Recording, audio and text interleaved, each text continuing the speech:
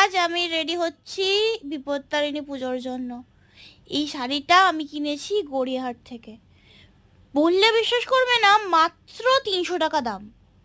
কিন্তু একটা মই মই হয়ে গেছে আমার সাথে।